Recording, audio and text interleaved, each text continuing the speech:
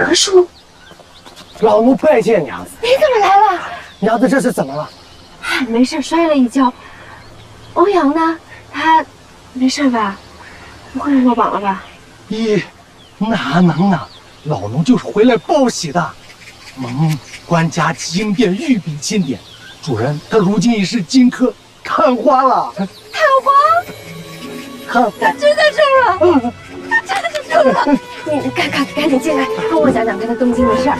你说他也真是的，你写封信回来不就得了吗？还让您跑上千里来特意接我。不过他也是书那么多香炉，我一个人也拿不上，有你帮忙正好。哎，咱们这次去京是走水路呢，还是走陆路啊？娘子别心急，咱们从长计议。官人托我给恁带句话，说他如今既然已是官身，那哎行，我那个给你泡杯茶啊。哎，娘子，我知道他在担心什么，他不就是觉得我不干他做生意了吗？正好茶坊出了点小事儿，我就把他关了。哎，德叔，你用过早饭没有？不吃，老奴有话跟恁说，恁这盼儿，你总算回来了，我担心你一晚上呢。哎，德叔，你回来了。三娘啊，欧阳中了探花儿。探花啊！恭喜恭喜恭喜探花娘子，你比我早产生凤冠霞帔呀，太好了！过2日你是不是就得进京啦？那我帮你收拾收拾啊。赵娘子、孙娘子也不是外人，我索性就直说了吧。我不是接恁进京的，主人他幸得宫中贤妃赐婚，等过了谷雨，就要和高观察家的千金成亲了。什么高观察？广济军节度观察留后，步军副都指挥使高胡。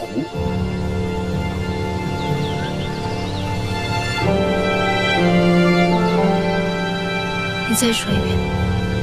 欧阳官人要娶高胡的女儿为妻了。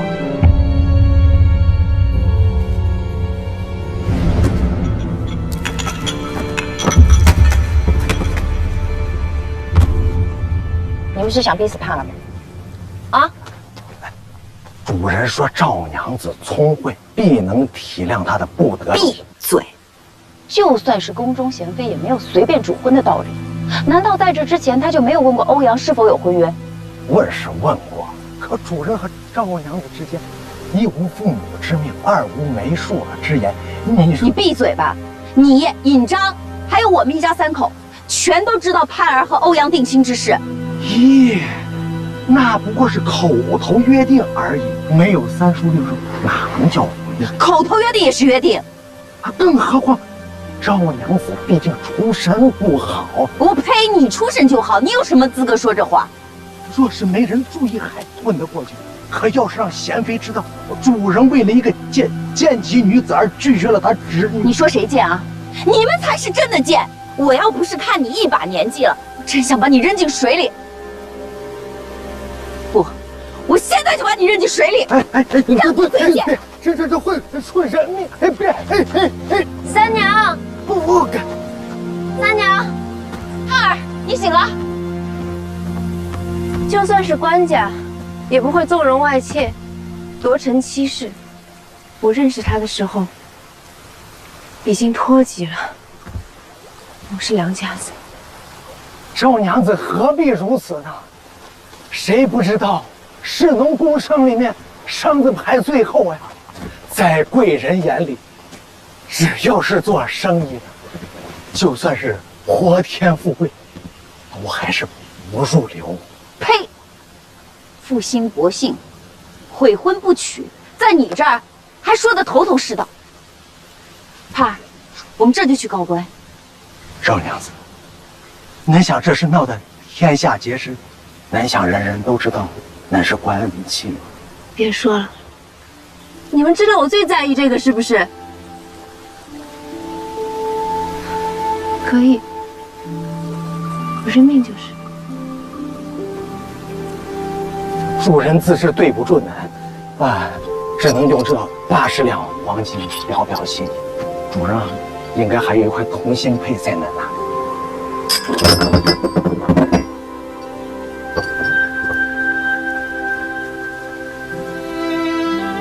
当年欧阳落地流落杭州，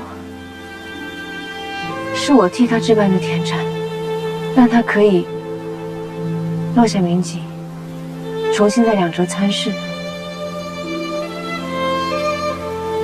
可惜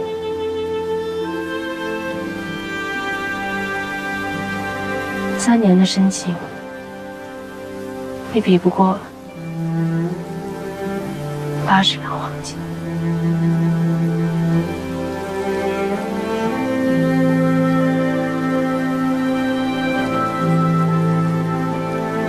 想要拿钱收买我，可以，但你告诉他，80两黄金不够。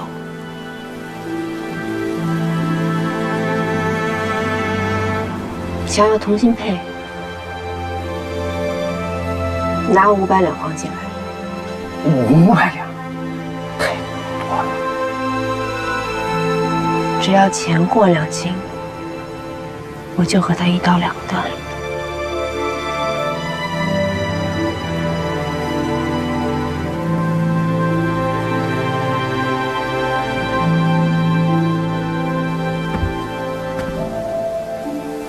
赵娘子，珍重。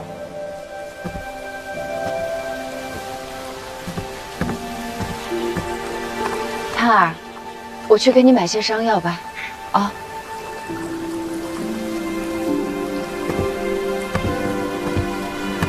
三娘，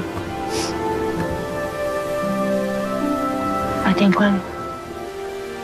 好。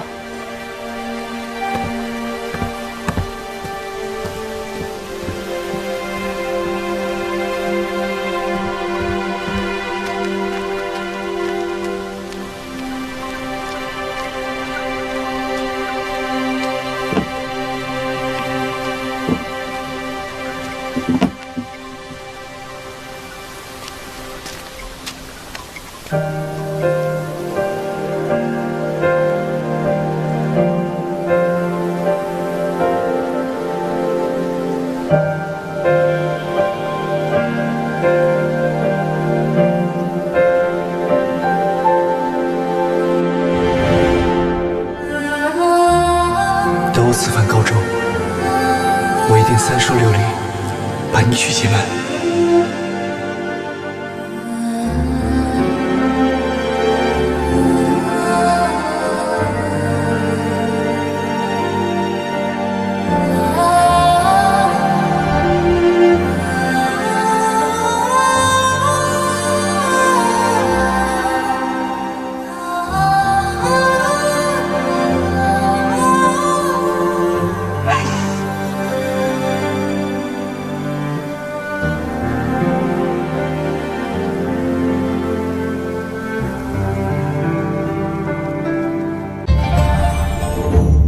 39小儿感冒药，儿童专用感冒药。39小儿感冒药，邀您继续观看《梦华录》。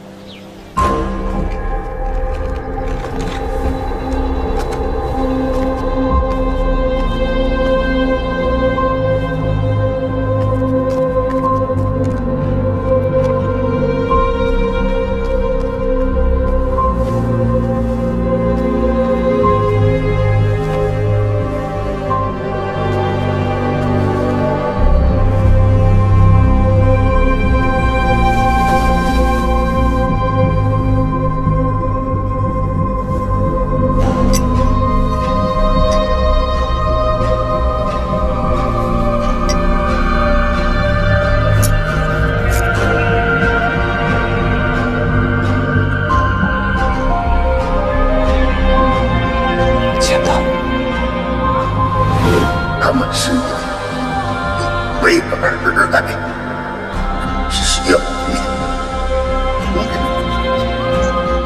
你靠这回快走。请坐来。黄承思，是，那7、8人大腿内侧都有雕青刺字，仵作之前在东京干过，说像是黄承思的印记。那么大的事，为什么昨晚你没有说？卑职是想查清楚以后再来禀报。黄承思出动那么多人马来江南干什么？难道他们跟杨致远一样，也查到石伯兹的事情了？不会的，他们是来查皇后谶言的事，跟杨家扯不上关系。杨家书房都烧干净了吗？烧干净了，卑职亲手烧的。你放心，他弹劾您的札子还没写完呢，根本来不及呈上朝廷。那就好，反正没留活口，就算黄承思的人来，也死无对证。还是按照原来的计划，把事情都推到跟杨致远有旧怨的宁海军姓楚的那边。对了，让你放到杨家的宁海军的手刀，你没忘吧？没忘，只是殓房里有一具黄承思尸首上的箭头，在1个时辰之前突然间不见了。您只吩咐卑职换刀，就没换箭头。箭头都是各县自铸的，只要稍加盘查，便能查出来源。你不是说昨晚的人全都死透了吗？那偷箭的人是谁？鬼吗？卑职有罪，谢罪饶命。若是东窗事发，你我都得株连九族，一定要查出来偷箭的人到底是谁。啊，对了，昨夜似乎逃走一人，卑职听见有人叫他指挥。黄承思的指挥。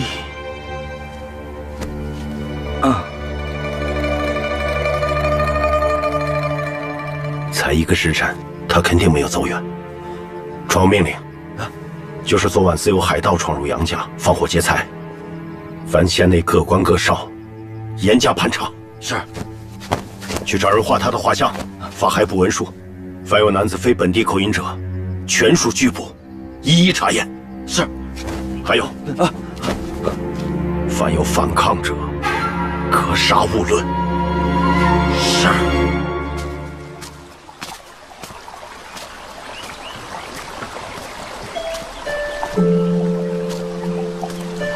你们走了以后，我想了很久。我和欧阳好了3年，我绝不是那种负心薄幸的人。就算他迫不得已要另娶他人，以他的性子，至少也该给我有一封书信说清缘由，而不是让他人带个口信。万一真的有人使坏，要破坏他仕途呢？给他安上一个薄情的名义。又或许那高家的确看上了欧阳，但他一再拒绝，他们就背着欧阳，威逼利诱德叔，想先从我手中骗走同心佩，再骗欧阳说我已经变了心。我之所以说还要500两黄金，为的就是稳住德叔和他身边的人。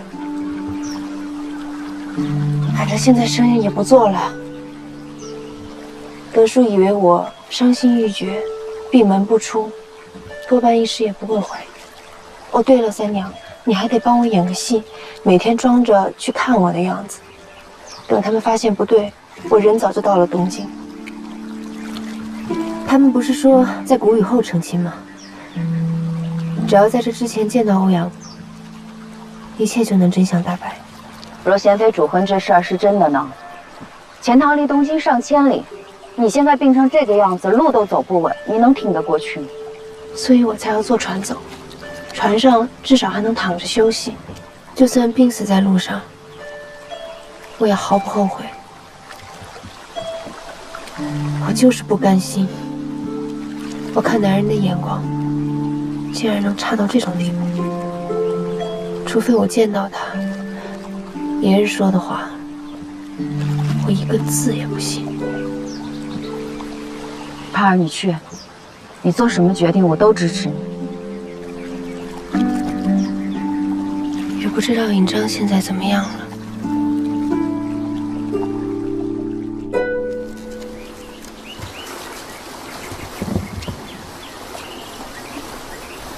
顾千帆。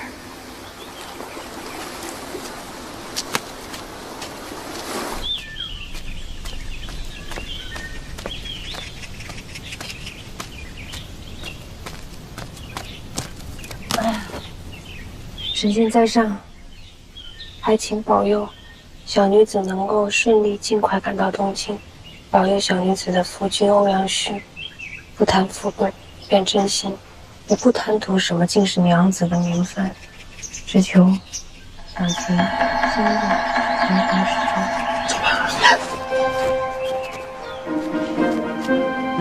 走吧。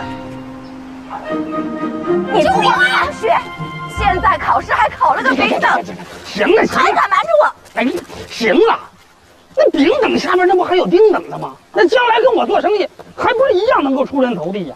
出人头地？他人的事你知道了吧？在他们贵人眼里，咱们做生意的人天生就低人一等。往年咱们家连科举的资格都没有，如今好不容易派来了朝廷恩典，傅子芳，他就得好好读书。当官妓有什么不好啊？啊，那干嘛就非得从良啊？弄得现在还遭人嫌弃。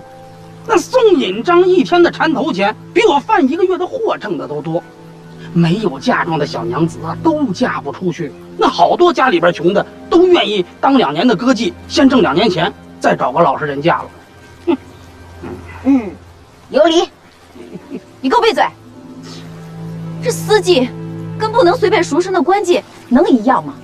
我在这管教孩子呢，你能不能不要随便装好人，给我添乱了？子方的姓傅不姓孙，我凭什么我就管不着啊？啊！我告诉你，你想穿凤冠霞帔，你想当诰命夫人，那是你白日发梦，你别牵扯上我啊！也别熬坏了我这心肝宝贝儿子。嘿，走，爹带你出去透透气儿。去哪儿呢？你我就不许去！快走，快跑！不行，商船有规矩，带女人不吉利。哎，在这运河上跑船的女人不少，规矩不规矩，还不能一句话的事吗？来来来，哎，这回真不行。昨晚上发生了命案，听说啊，死的还是个大官。县太爷刚派人过来贴了告示，所有的商队船只都不许夹带外人。这要是被查出来，那可是要坐牢的。郑爷，您在香云楼认识不少小娘子吧？好巧，我也认识不少。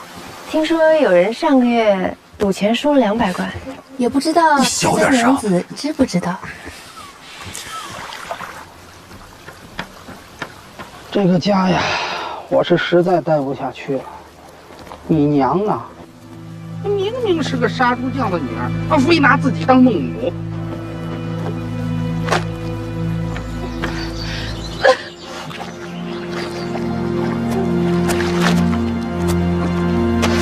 赶紧洗衣服，赶紧洗衣服！来，好，走。慢点来，说定了，看着点啊！起锚喽！快点啊！好，注意安全。那边，好，走嘞。人一起，注意安全啊！好嘞。来，往这儿。好。你肩膀上的伤口又流血了，都怪你！要不是在杨家中了你的暗器，刚才拿麻袋又绷着了。我要换药，你别跟着。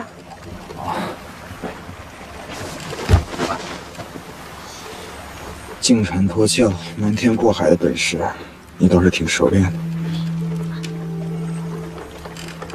没错，这是我当歌妓练就的本领，专门帮着躲债的婆皮们讨债。顾指挥，你满意了？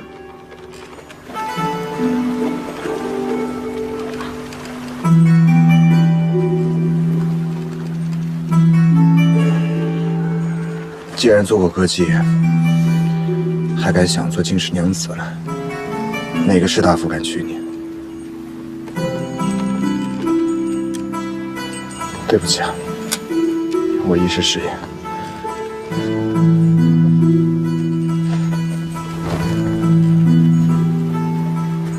算了，你也伤得挺重的，不跟你计较。识字儿吧，这2瓶药放这儿了，你自己随便挑。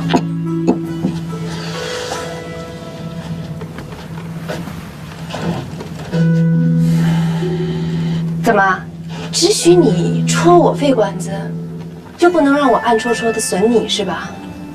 我太知道你们这种人了，嘴上说着誓言，其实心里面还是看不起人。你后悔的，无非就是把自己心里想说的话说出来了而已。歌妓怎么了？总比你们皇城司的名声好一些，都是半斤8两，就别整天一副高高在上的样子。你也不想想，刚才是谁救的你？我又没让你救我。那你下船呀！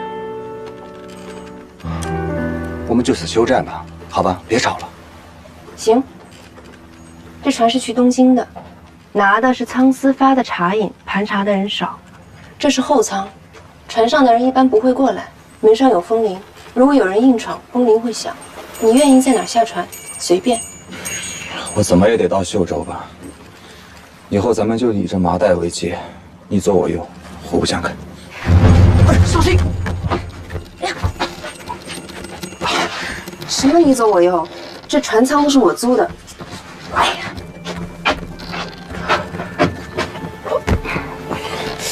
你别把我看了，你这根本不行，都出脓了，我得帮你弄出来。你现在肩膀还有伤啊，你行不行啊？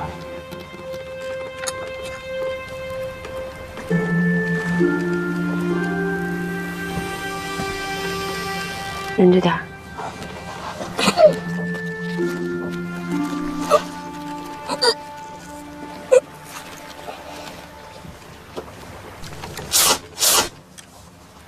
你也不是关公，我也不是华佗，别忍着了，这没人。哎，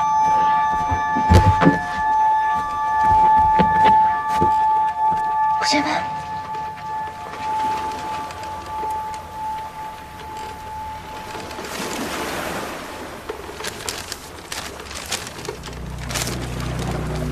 顾某此番下江南，抓的是人和的魏知县，并不是要针对你。但杨云派若是不识抬举的话，你这夜宴图是赝品啊！真迹在哪里？你，皇堂啊！这明明是真迹呀！这个啊！别在我面前演戏，把真话交出来。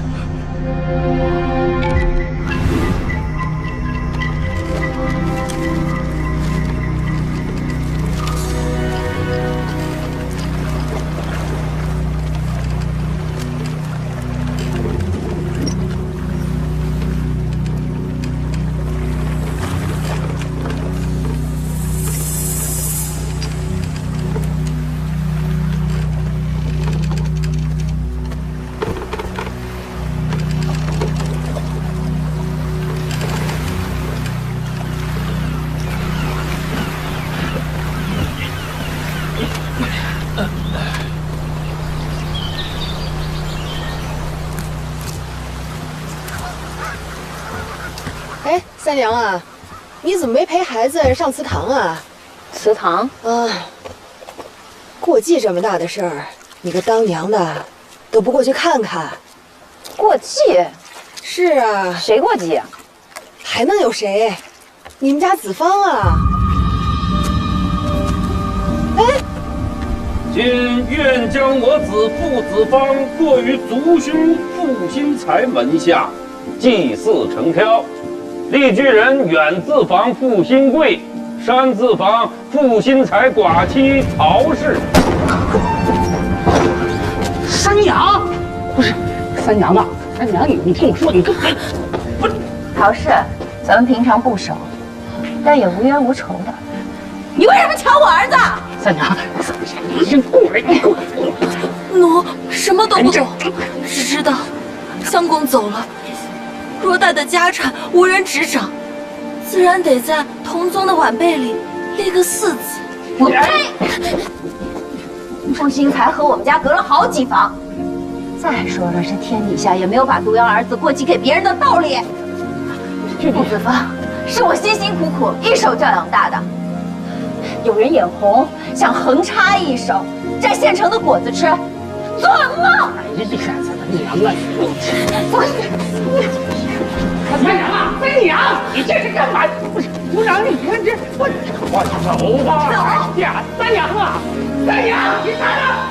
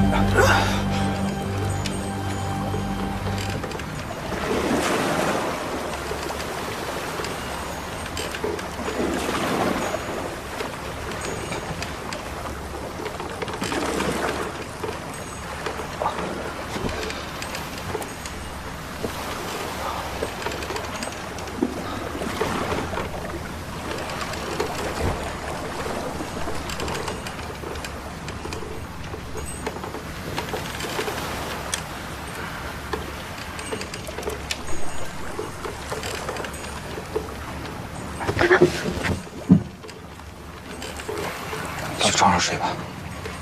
你醒了我睡了多久啊？1天多吧。船家在塘溪上货，你都没醒。你还帮我擦洗过身子吗？怎么？你还嫌我未经你同意碰了你的贵体？那倒不是，反正我又不吃亏。粥在那儿熬好了，你自己去喝吧。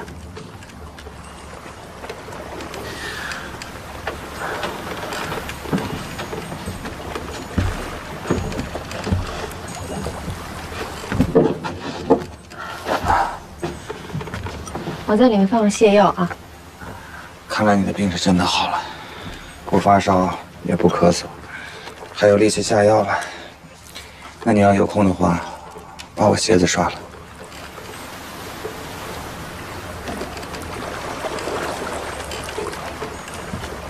哎，眉间的伤是怎么回事？那可不是我弄的。没事儿。那些追杀你的人，和杨府派去的杀手是一帮人吗？嗯。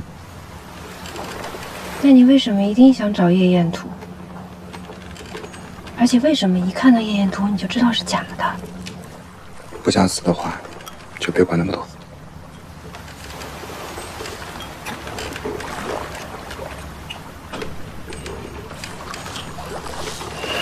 粥不错。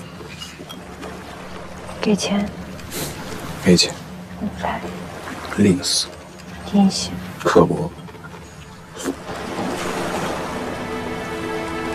刻薄？你才刻薄！你还心狠手辣呢，蛮不讲理，无德无行，负心薄幸，始乱终弃。你们男人没有一个是好东西。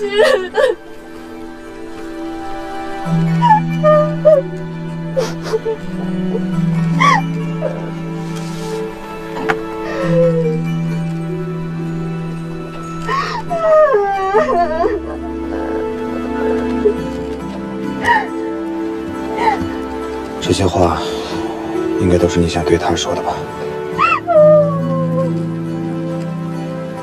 骂出来有没有舒服一点？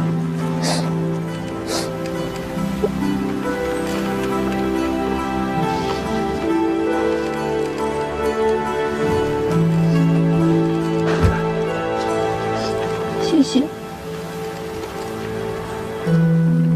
对不起。公是天涯受伤人，不用跟我客气，就当是抽钱好了。你还会讲笑话呢。就算是皇城寺里的阎罗恶鬼，也是有七情六欲的。你不是阎罗恶鬼，你是人，还是个好人。你才见过我几面，你断定我是好人？我就是知道。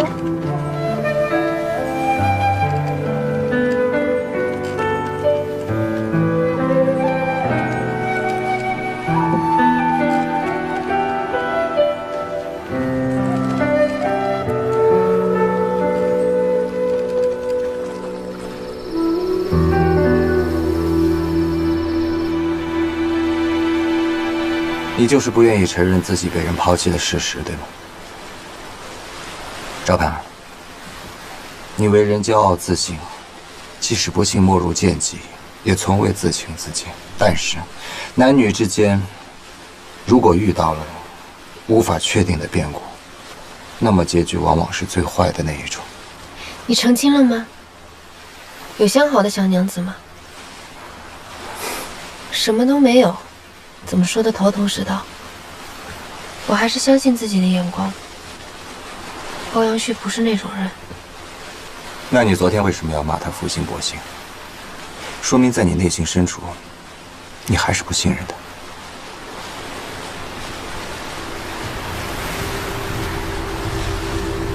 他。哎，那是个人吗？好像是个女的。哎，先躲起来，我要喊人。船夫，少爷，有人落水了！落水了！我看见了，在哪儿啊？那边就在那儿啊，在那边。哎！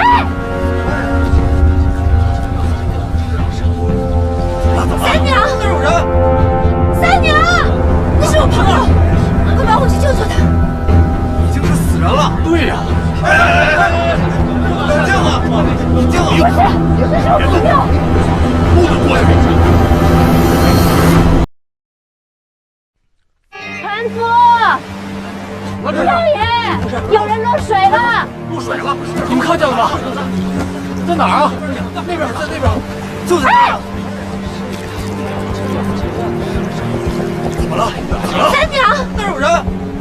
三娘，看，那是我朋友，快帮我去救救他！已经是死人了。对呀。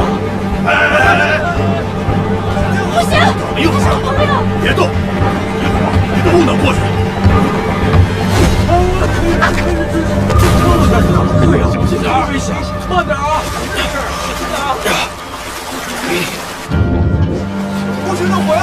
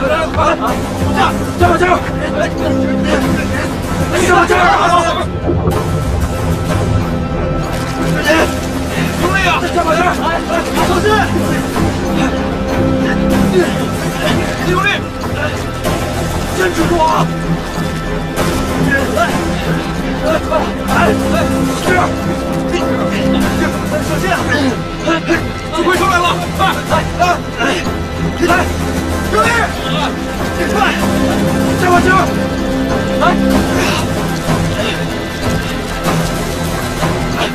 大把手！来，小心啊！小心啊！上来了，救下来了！小心！怎么样？快，大把手！来，怎么样了？没事吧？怎么样？还活着没有啊？怎么样了？哎呦，活了！大娘，还好。扶他回房间，用暖炉烤一烤就好了。太好了，快点啊！来，大把手！小心啊！快点，慢点。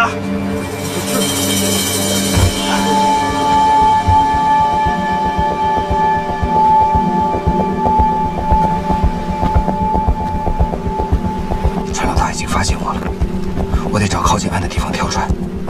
不行，你伤口又崩开了，不能跳船。我想办法，你先躲躲。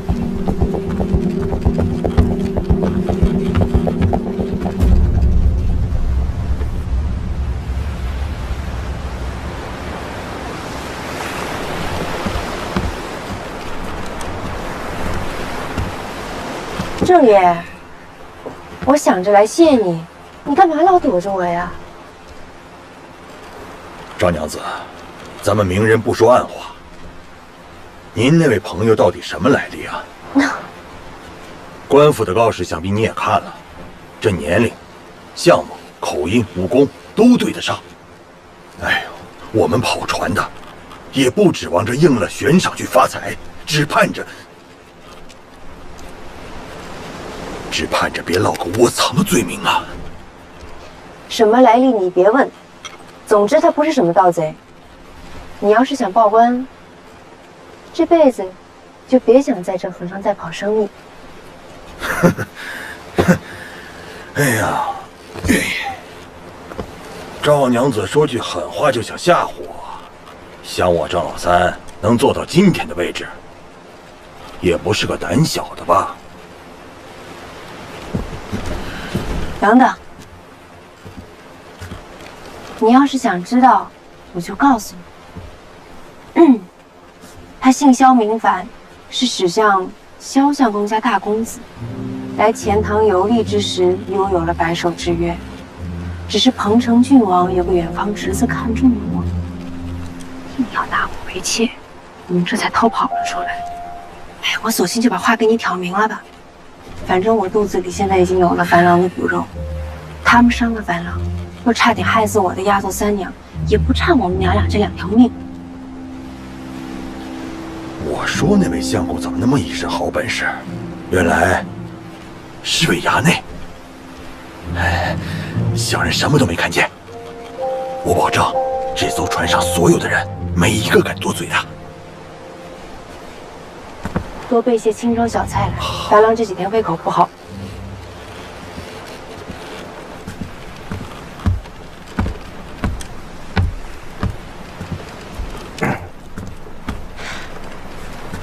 你不会都听到了吧？真的。我是吓唬他的，你别在意。上药里的天风散和天王精创丹你都有用过，里面的白毛女子有了极易化胎。我听听你的脉象。来。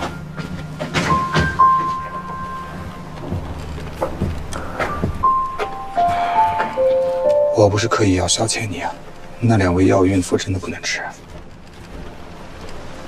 你别胡说。你难道不是怀了欧阳的孩子，所以才那么着急要去东京找他吗？我没有。你少胡说八道。那你若是再是女，怎么能跟别人说你有了别人的孩子？我不都跟你说了，在骗船老大吗？事出从权，你懂不懂啊？你可是个皇城司哎，三娘是我朋友，你为了救她暴露了行踪，我编2句话骗又有什么呢？而且再说了，我又没有说是别人的孩子，我不说是你的孩子。我的意思是，我只跟船老大说了，别人不会知道。所以说别人不知道是你的孩子。我不是这个意思，我是想说，总之就是别人。哎，行，我认点倒霉吧，是我的就是我的。便宜，顾千帆。我莫名其妙就当爹了，不应该是你占我便宜吗？我这是在救你啊！难道不是我救你的朋友在先吗？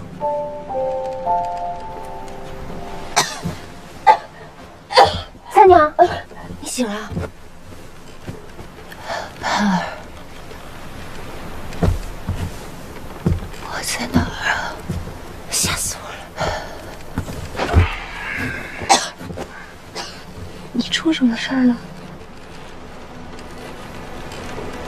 我怎么会在这儿啊？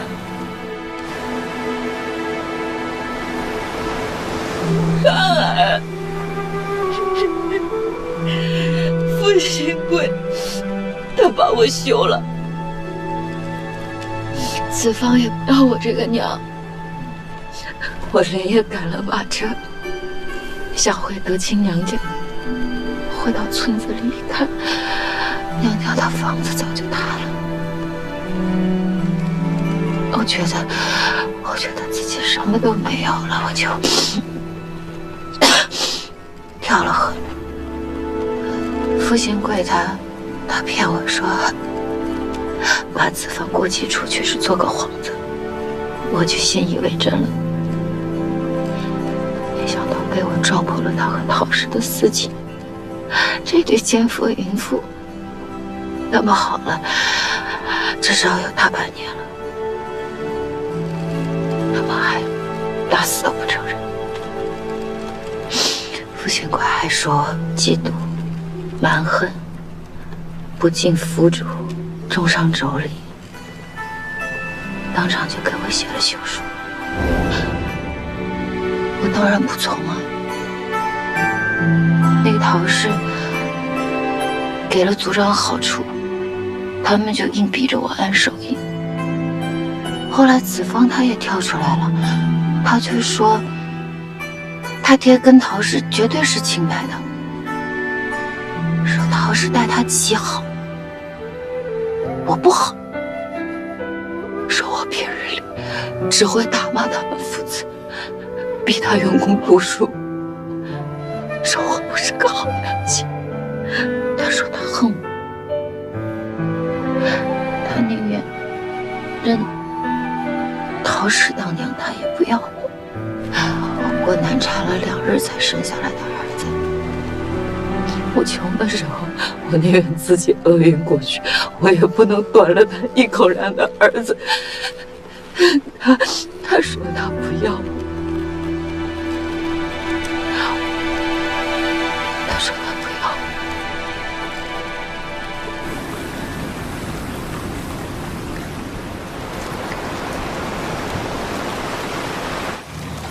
他打我骂我，我也认了。哎，傅子方他，我亲生儿子，他居然只认陶氏当娘，那我活着还有什么意思呀？啊？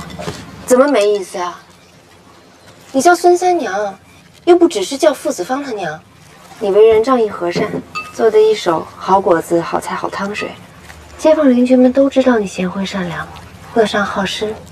再说了，这天下就没有不认爹娘的孩子。子方也是我看着长大的，嗨，10多岁的孩子，最是贪玩的时候，8成是那个陶氏拿什么好吃好玩把他给哄骗了，才说那些糊涂话。不是的，子方他说不是一时气坏，他就是讨厌我，我都不知道他什么时候开始讨厌我的。他说他讨厌我，就是讨厌我老是让他读书嘛，讨厌我总是想让他给我挣凤冠霞帔的，这我有错呀？我肯定有错，我肯定是上辈子造了孽，我这辈子老天爷才会这样的罚我。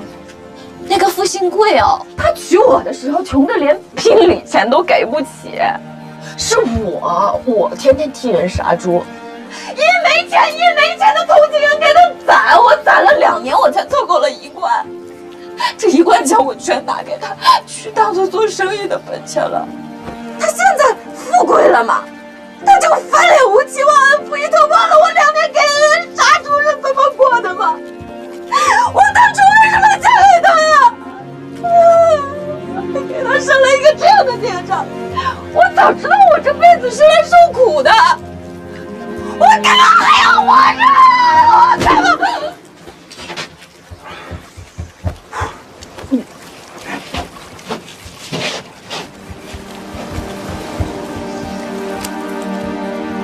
他现在太虚弱了，不适合那么激动。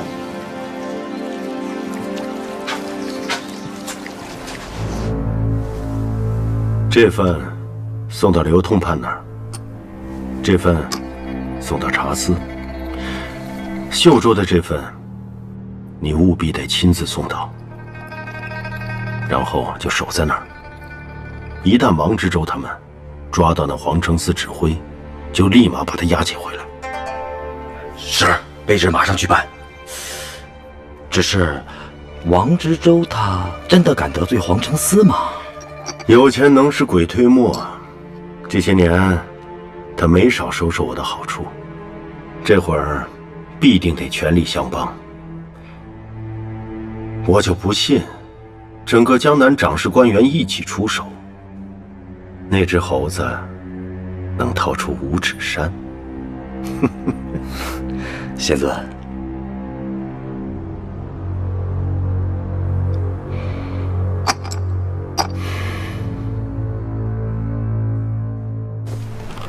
从夜里醒来就一直这样了。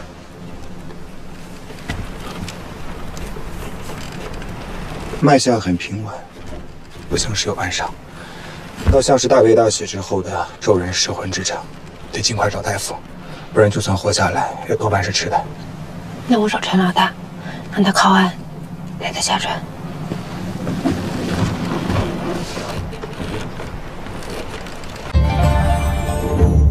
39小儿感冒药，儿童专用感冒药。39小儿感冒药，邀您继续观看《梦华录》。站住！站住！干什么呀？找人呢？我花爷，这是做小买卖的，是本地人吗你？是。行，等一下，走吧。过来。你还是在船上待着好，到处都是你的海捕文书，万一再被认出来呢？人是我救上来的，总不能看着他出事吧？我们既然是私奔出来的，让你一个人带着丫鬟去看病，真是面子。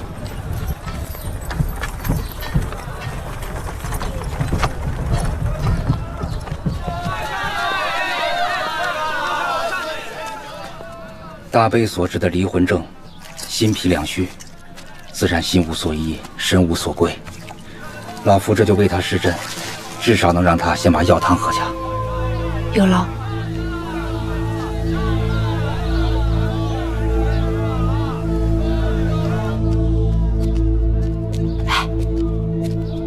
你要不要在这儿把伤也一起看了？这里未必安全，等到三娘能开口喝药了，我们就立即回船上去。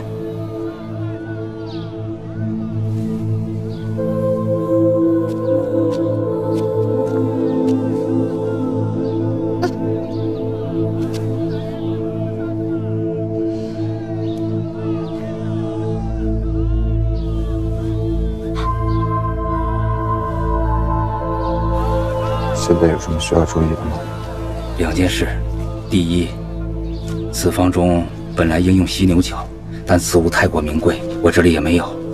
若想病人尽快恢复，你们还是要去西街的归元堂买犀牛角为佳。犀牛角？那得多少钱？7天的话，至少得20贯。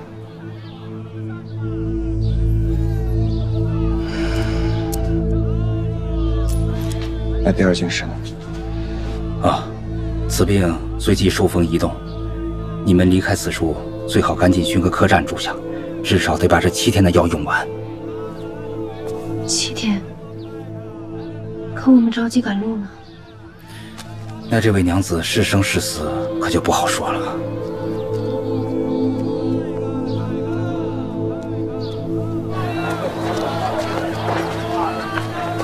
你随便找个客栈把我们放下吧，不用等我们了，直接上船，让人送你去接头的地方。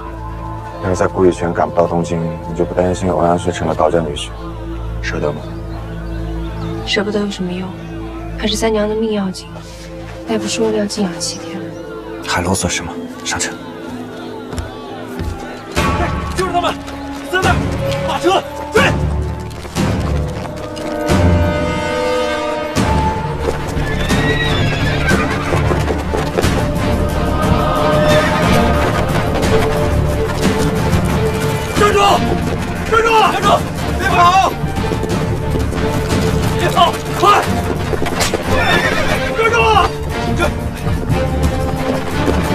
我不能再跟你们走下去了。玉，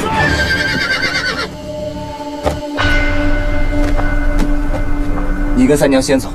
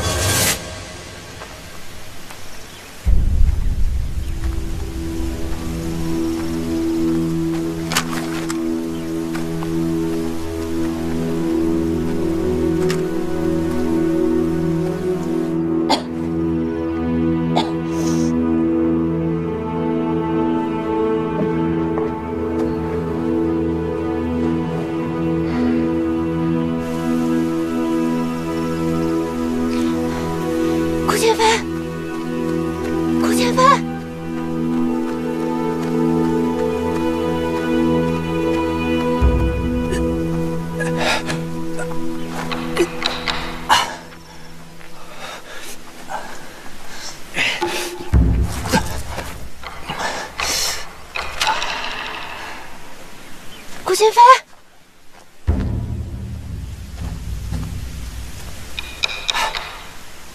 我在这儿呢，我在这儿。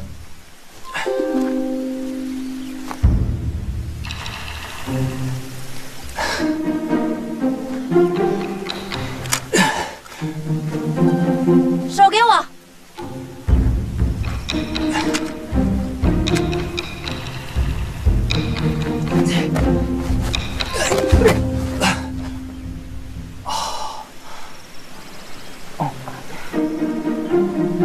你没事吧？没事。没事你就起来呀。不是我不想起来，我刚才闪着筋了，再加上之前手有伤，我现在动不了。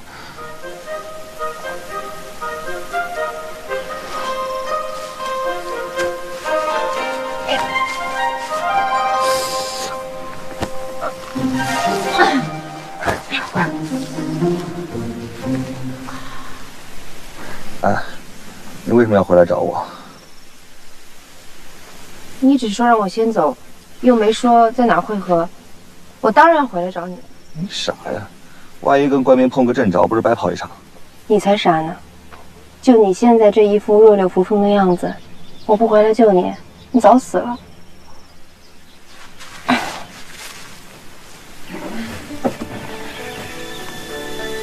三娘，三娘。哎呀，人醒了就有办法了。来，哎，小静，啊，你笑什么？天正蓝，风正清，我们还活着，三娘也能动了，能不开心吗？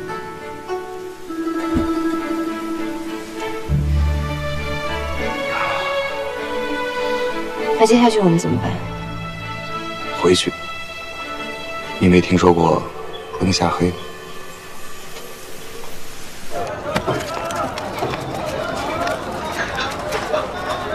哎，你傻呀？啊，这是当官住的地方，那进去的一定是官爷，海盗一定不敢的。你们请，这是客官的告身。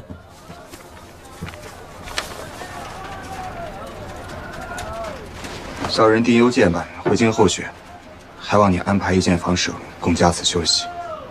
好，来，楼上去。可有针线？我们需要缝补衣服。稍等。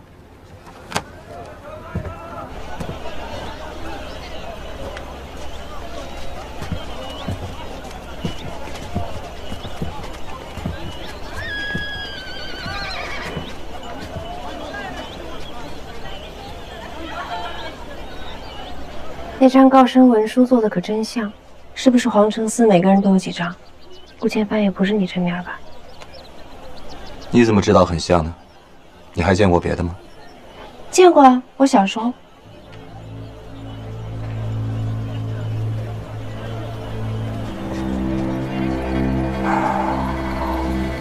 不管是名字还是高深，都是真的。客官，你要的针线。我虽然骗过很多人，但是我不想骗你。这是干嘛的？刚才那个大夫让我买犀牛角，我觉得太过于打眼了。我怀疑他是为了要赚钱，所以故意夸大三娘的病情。我想让他试试针刺，或许可以帮助他化解淤血。能管用吗？我在皇城司审问犯人的时候用过。能行吗？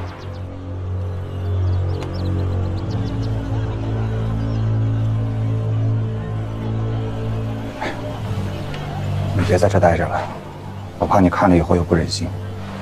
去那边待着吧。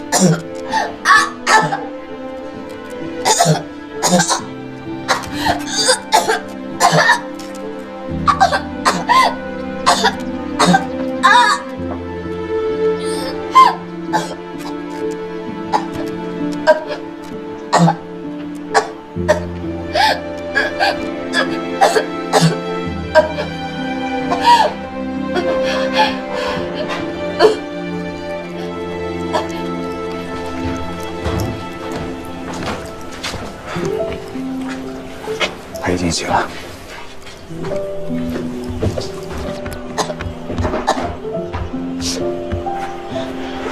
你醒了？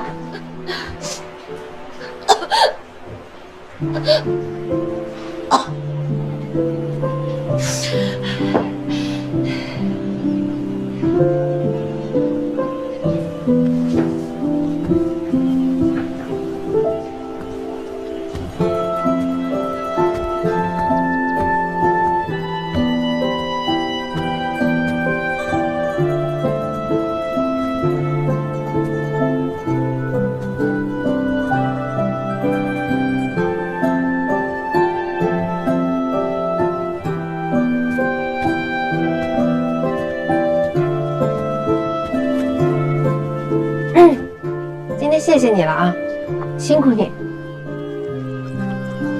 真是破了天荒，竟然有人为这种事情来谢我。剑可杀人，亦可救人。你今天笑了2回，也是破天荒了。我刚才有笑过吗？过来喝茶。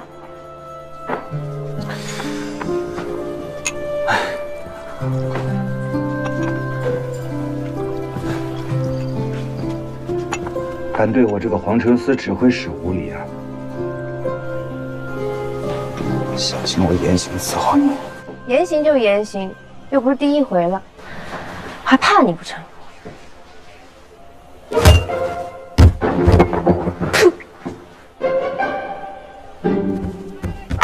别走！不是，三娘，三娘干嘛？他是坏人，他被官兵追，通缉令上有他的脸。我回娘家的时候看到过，他刚才用针扎我，他还要对你用刑呢。哎呦，三娘，哎，这是个误会，你赶紧把药拿来，三娘，我药包。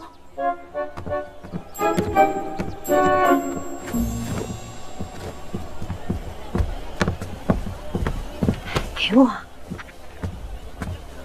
就算是个误会，咱们也得赶紧走。他可是皇城司的人，他们哪一个不是心狠手辣的？咱们也得快点跑。他救过你，不能这么走。我们要是这么走了，万一被官兵发现了，后果不堪设想。可他是侵犯，万一连累了我们，你以后怎么嫁欧阳旭啊？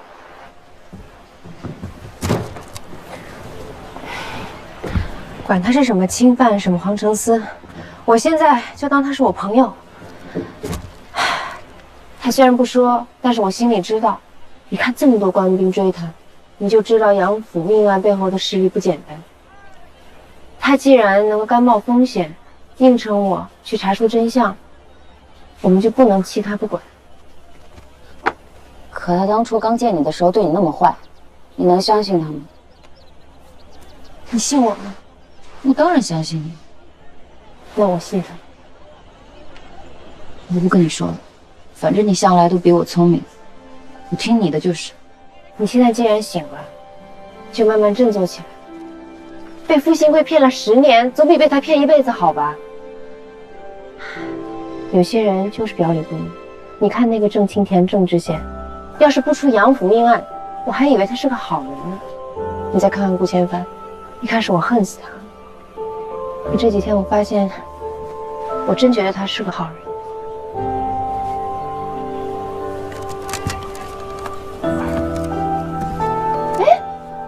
你什么时候醒的？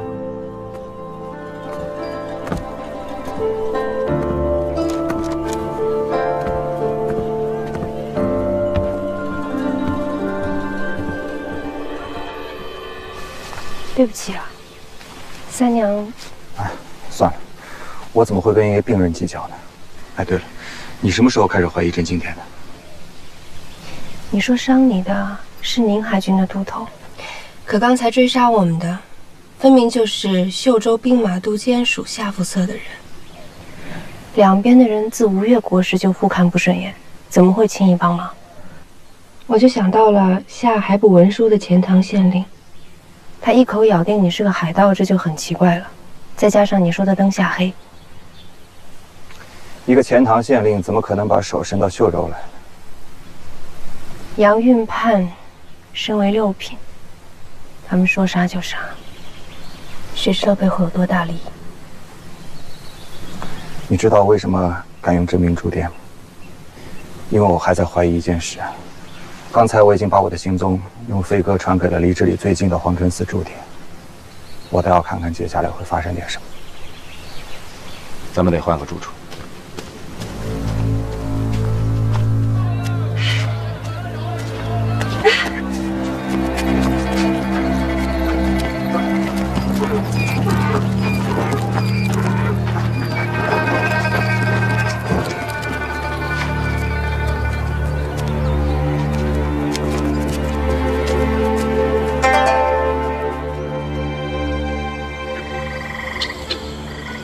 周官人，再陪奴家喝一杯嘛。行啊，只要你用啤杯，陪你喝个够。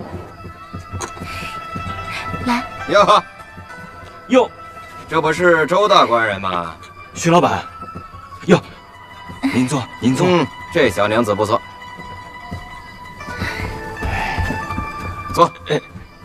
坐，坐吧。欠我那15贯钱什么时候还？我那船货不是还没到岸吗？一到岸，保准先给您。我呸！不，哎，徐老板，都是误会，徐老板，误会啊，徐老板误会，徐老板小的实在是不受手，家里的步子全部都压了，徐老板，这就去做，马上去做。我只给你1天时间，如果我再见不到钱，